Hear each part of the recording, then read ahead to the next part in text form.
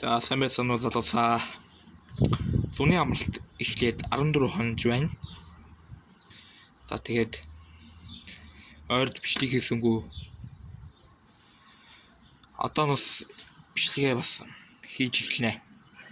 Тэгээд янз бүрийн бичлэгийн санаа оноо байвал комент хэсэгт бичээрэй.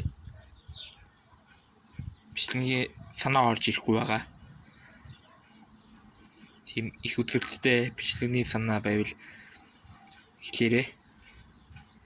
За тэгэхэд бүгдээрээ 9 сар гэхэд 9 сар юм уу эсвэл 10 сар гэхэд бүгдээрээ ядаж нэг 1000 subscribe-тай ядаж нэг 100000 юм уу subscribe-тай болохыг зорино.